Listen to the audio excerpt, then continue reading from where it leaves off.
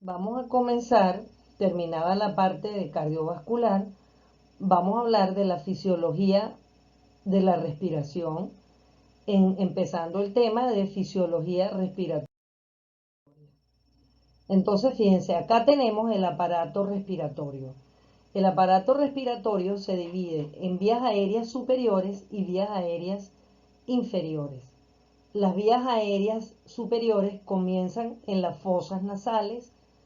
Ahí tenemos la rinofaringe, la orofaringe, la laringe, la tráquea, ¿verdad? Entonces, hasta la bifurcación de la tráquea, que está acá, cuando vemos que de la tráquea tenemos continúa el bronquio principal y las ramificaciones. Bien, los bronquios, entonces fíjense, las vías aéreas superiores se consideran vías aéreas superiores hasta la tráquea. A partir de allí son vías aéreas inferiores. Esto es importante a la hora de hablar, por ejemplo, de infecciones, porque las vamos a dividir en infecciones de vías aéreas superiores, que tienen que ver con las estructuras que le mencioné, y las de vías aéreas inferiores, ¿verdad? Entonces, aquí tenemos el pulmón, ¿verdad? Los pulmones. Entonces, vamos a tener nosotros dos pulmones, un pulmón izquierdo, un pulmón derecho, y ellos se van a dividir en lóbulos. El pulmón derecho está constituido también por tres lóbulos y el derecho por dos lóbulos. Ahora bien,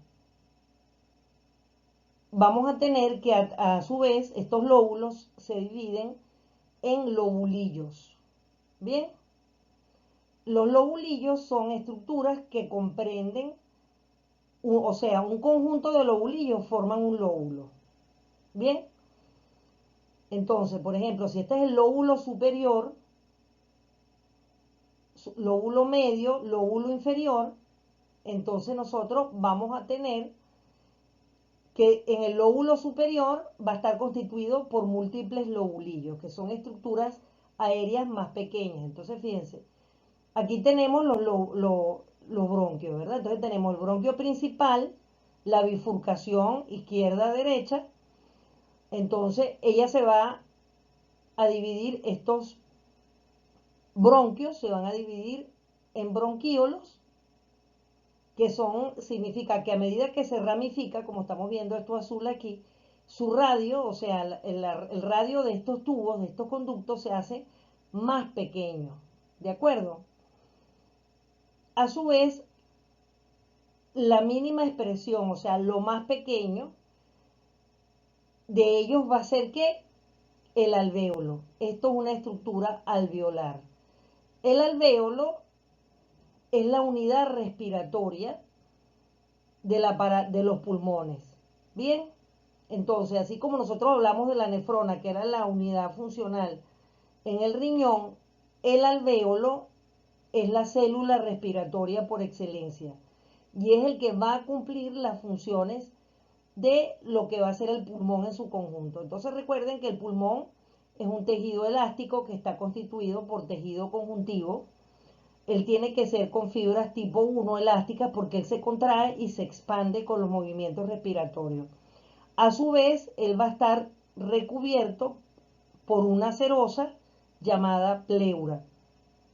La pleura, así como vimos cuando vimos la parte cardiovascular, que existía el pericardio, la pleura también es una serosa. Ella tiene una hoja de esa serosa que es una hoja visceral que mira hacia los pulmones y una hoja parietal que mira hacia la parte interna de la caja torácica, ¿verdad? Entonces vamos a recordar que ella se encuentra, ¿dónde se encuentran los pulmones? En el tórax, en el mediastino, y ella va a estar en relación anatómica con los elementos óseos que la cubren y la protegen.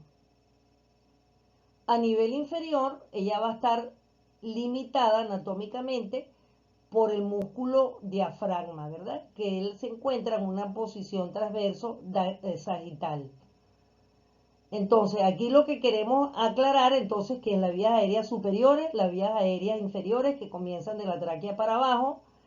Aquí tenemos los bronquios, los bronquíolos y luego tenemos los alvéolos. Luego tenemos a nivel macro, tenemos los lóbulos y las unidades más pequeñas que son los lobulillos. Eso es lo que me interesa que quede claro. También es importante que vamos a empezar a ver que el alvéolo está rodeado por lo que se llama la membrana respiratoria o epitelio respiratorio. Así como habíamos visto en otras estructuras que había, por ejemplo, una membrana de filtración, aquí vamos a tener la membrana respiratoria. Esa membrana respiratoria va a estar constituida por tejido epitelial. Ella va a tener unos poros porque a través de ella va a haber la difusión de gases. ¿Qué es la difusión? Es el paso de una partícula en estado gaseoso a través de una membrana biológica. Es decir, de la sangre hacia el interior del alvéolo va a pasar moléculas tanto de CO2 o dióxido de carbono como de oxígeno. Y a su vez del interior del alvéolo va a salir hacia la sangre, se va a difundir hacia la sangre el CO2 y el oxígeno. La membrana respiratoria va a estar rodeada por un capilar del sistema capilar pulmonar. Recordemos que la sangre que circula por los capilares tiene los glóbulos rojos, que son los que transportan el oxígeno y el CO2 necesarios para la función pulmonar.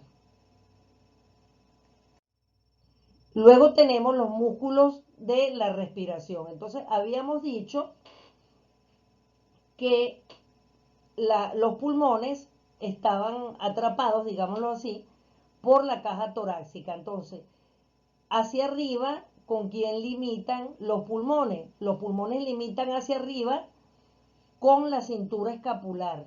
Bien, es decir, con las clavículas, los omóplatos, bien, y también el esternón, que va a limitar hacia arriba y el esternón hacia adelante. Luego, lateralmente, frontolateral, va a estar limitado por las costillas, ¿verdad? Por los arcos costales. A nivel posterior, porque va a estar limitado por el segmento torácico de la columna vertebral. Entonces, nosotros sabemos que la caja torácica tiene está la parte visceral, que son los pulmones, luego vendrían la parte ósea, que es lo que estamos hablando, la caja torácica ósea, y luego vendría músculo, tejido celular subcutáneo, grasa, piel, etcétera, ¿verdad? Entonces, vamos a ver que la respiración se da básicamente por la participación de los músculos que componen lo que es el tórax y el mediastino, y también por músculos abdominales que van a participar en esta función. Entonces, vamos a tener que, ¿por qué participan los músculos? Porque si estamos hablando que los pulmones están rodeados por costillas y por columna, estamos hablando de una caja rígida. Entonces, la función de los músculos respiratorios que participan en la respiración, la función de ellos es aumentar el diámetro anteroposterior, lateral y vertical de la caja torácica para que cuando se encuentre en inspiración va a aumentar los diámetros de la caja torácica para llenar de aire los pulmones a mayor volumen, ¿verdad? Mayor presión, y para que haya esa expansión del tejido pulmonar se necesita un espacio dentro del cual él se puede expandir. Entonces, como la caja torácica es ósea, es rígida, quien va a hacer esto son los músculos. Entonces, fíjense, en una inspiración normal, no estamos hablando forzada, en una inspiración normal, los músculos van a participar fundamentalmente el diafragma y los intercostales externos. ¿Cómo ocurre esto? Porque fíjense, el diafragma en la inspiración, cuando uno toma aire, ¿verdad? Entonces, el diafragma va a aumentar el diámetro vertical, haciendo que descendiendo, el diafragma va a descender, entonces dándole más espacio vertical a los pulmones para expandirse. Los intercostales externos lo que van a hacer es aumentar el diámetro transversal del tórax para que lateralmente se expandan los pulmones. El esternón, ya fíjense que no estamos hablando de músculo, sino del hueso, se va a elevar y se proyecta hacia adelante para aumentar el diámetro anteroposterior. Bien, aquí no aparece, pero también en esta inspiración participan los pectorales, para que van a permitir el aumento del diámetro anteroposterior. Luego tenemos, eso en una inspiración normal, ¿verdad? En una inspiración forzada, por ejemplo, en ejercicio, en disnea, en una dificultad respiratoria, vamos a tener los músculos que van a participar son los escalenos, el esternocleidomastoideo, que ya sabemos dónde está ubicado, ¿verdad? El esternocleidomastoideo y el pectoral menor. Este tipo de respiración forzada que nosotros al verla nos damos cuenta que la persona tiene dificultad para respirar, desde el punto de vista de la terminología médica se le llama tiraje. ¿Ok? Entonces, nosotros cuando describimos un tiraje en un paciente, vamos a decir, por ejemplo, que tiene un tiraje de los pectorales menores, un tiraje supraclavicular, por ejemplo, si no sabemos cuáles son los músculos, ¿verdad? Pero hay que describir en qué zona. Entonces, cuando decimos tiraje, ya estamos hablando de respiración forzada. Entonces, en la expiración normal, ¿qué se necesita? Se necesita que el aire salga de los pulmones. Bien, entonces, para que el aire salga de los pulmones, tiene que generarse una presión sobre esos pulmones para que él expulse el gas, que en este caso es el oxígeno, ¿verdad? Entonces, él tiene que disminuir, el tórax tiene que disminuir su diámetro para comprimir internamente a los pulmones y forzarlo a que expulse el aire. Aquí entonces el diafragma va a participar también, pero en este caso, en la expiración, el diafragma se va a elevar, disminuyendo el diámetro vertical, los intercostales externos se van a aproximar transversalmente a la línea media y van a disminuir el diámetro transversal, comprimiendo los pulmones, y los músculos abdominales e intercostales internos van a proyectarse también hacia arriba y hacia adentro, generando una presión sobre la caja torácica que la lleva a expulsar ese aire. Por eso también explica muchas veces cuando las personas, por ejemplo, tienen una expiración forzada, por ejemplo, un ejercicio en el cual no hay un buen desarrollo muscular, o bien no están en buenas condiciones esos músculos, las personas después de hacer esa expiración forzada o recuperar una respiración normal, quedan con un dolor muscular abdominal o intercostal, que pueden confundirse con un dolor abdominal, cuando en realidad es esa zona la que puede estar inflamada. ¿Por qué ocurre esto? Entonces, esto es importante dejar claro que la respiración es un mecanismo que ocurre porque estamos hablando de una función mecánica de la respiración.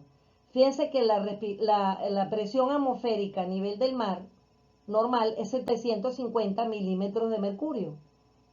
Esa es la presión atmosférica, ¿no? No estamos hablando de sitios más altos o más bajos, sino a nivel del mar es 750 60 milímetros de mercurio. En cambio, ¿cuál es la presión del oxígeno dentro de la caja torácica? 4 milímetros de mercurio. Entonces, fíjense, obviamente la presión atmosférica es mayor que la presión intratorácica. Entonces, cuando nosotros tomamos aire, estamos realizando un mecanismo normal. Normal porque hemos hablado en otros temas que existe una ley que nos dice que las partículas se desplazan de una zona de mayor presión a una zona de menor presión en forma espontánea.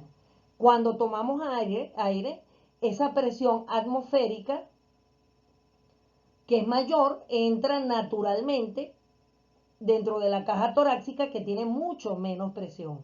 A medida que la persona inhala, esa presión dentro de los pulmones va aumentando hasta que ella alcanza su máximo de volumen presión. ¿Entendido? Esto es importante porque fíjense entonces que la inspiración, si tomamos en cuenta esto que les acabo de explicar del gradiente o diferencial de presiones, nos dice que naturalmente el aire que está atmosférico, que tiene mayor presión, entra naturalmente a la caja torácica, que tiene menor presión. Ahora, y entonces se utilizan estos músculos para expandir los diámetros de la caja torácica. Ahora, si nosotros tomamos ese criterio, no tendríamos cómo explicar la expiración normal, porque aunque el pulmón meta aire, para poder sacar ese aire de los pulmones, esa presión que genera ese gas, tiene que generar una presión mayor que la presión atmosférica para poder expulsar ese aire. Eso es lo que se llama presurización. Bien, entonces, como el pulmón espontáneamente no lo puede hacer, él va a ser auxiliado por los elementos que van a cambiar el volumen de la caja torácica, que es ósea, ¿verdad? Que son los músculos expiratorios, ¿verdad? El diafragma, al elevarse en la expiración, va a generar una presión. Los intercostales, al disminuir el diámetro transversal, van a generar una presión. Se me olvidó mencionar que el esternón en la expiración desciende y se proyecta hacia adentro, disminuyendo el diámetro anteroposterior. Entonces, todos ellos van a ejercer una presión en los pulmones que va a permitir expulsar el aire, porque va a igualar esa presión atmosférica. Esto también que les acabo de explicar, no lo olviden, porque también vamos a ver que esta es la causa, que cuando estamos en un sitio muy alto, por ejemplo, a más de, vamos a poner a más de 1500, 1800, 2000, 3000 metros de altura, ya nosotros espontáneamente vamos a empezar una inspiración forzada. ¿Por qué? Porque a mayor altitud, mayor presión atmosférica. Entonces se va haciendo incompetente este mecanismo. ¿Por qué? Porque el pulmón ya solo, con esta inspiración y expiración, no va a poder presurizarse. Entonces va a necesitar de un sistema de presurización y de oxigenación. Esto también ocurre a una altitud, por ejemplo, al subir una montaña, al subir un pico, el Everest X, el pico del Águila, o también si estamos hablando de una profundidad a nivel del mar. Entonces, fíjense, vamos a repetir lo que les acabo de explicar. Esta es la mecánica de la ventilación. Se llama a los procesos que sufre, en cambio, en esos movimientos respiratorios de expiración y expiración, la caja ósea y los músculos torácicos y abdominales. Entonces, fíjense, en la inhalación, el esternón se eleva y se proyecta hacia adelante, aumentando el diámetro antero-posterior, porque el tórax se expande, ¿verdad? Las costillas, por los intercostales externos, se van a elevar y se van a dirigir hacia afuera, aumentando el diámetro transverso. el diafragma va a descender y eso permite una mayor expansión del pulmón. Bien, luego tenemos en la expiración que va a pasar el esternón, va a descender y se va a proyectar hacia adentro, disminuyendo el diámetro anteroposterior, porque ¿qué tiene atrás? Tenemos la columna, ¿verdad? La columna vertebral. Luego, los intercostales internos se van a proyectar hacia arriba y hacia adentro, disminuyendo el diámetro transverso. Y también tenemos el diafragma que va a elevarse, como lo vemos acá. Esto es algo que es importante que mantengan en cuenta. Bien, fíjense, aquí tienen clarito lo que yo les expliqué inicialmente, las vías aéreas superiores, tráquea, y aquí caemos, a partir del bronquio principal, caemos en las vías aéreas inferiores. Aquí les muestro este tórax, que es lo que se llama en medicina un tórax en tonel. Un tórax en tonel es donde hay un diámetro anteroposterior aumentado, a expensas de la hipertrofia de los músculos respiratorios, particularmente los pectorales. Bien, este que aparece acá es un cantante de ópera, un cantante lírico ya fallecido, Luciano Pavarotti, que ¿qué ocurre? Estos cantantes, ¿verdad? Tienen que manejar muy bien lo que es la mecánica de la ventilación. ¿Por qué? Porque cuando ellos cantan, tienen que darle una potencia a la voz que se escuche en todo el auditorio. Por otra parte, tienen que mantener tonos de estrofas de, por ejemplo, de una canción por más tiempo que lo que hace una persona normal. Y eso requiere un gasto respiratorio. Y eso requiere mantener una contracción muscular. Este era un hombre de baja estatura. Él medía aproximadamente 1,55 m. Pero miren la caja torácica que tiene. Entonces, esto es un tórax en tonel. ¿En qué otro tipo de personas podemos ver este tórax? No necesariamente en cantantes líricos o de ópera, sino en pacientes que han sido asmáticos prácticamente desde la infancia hasta el presente.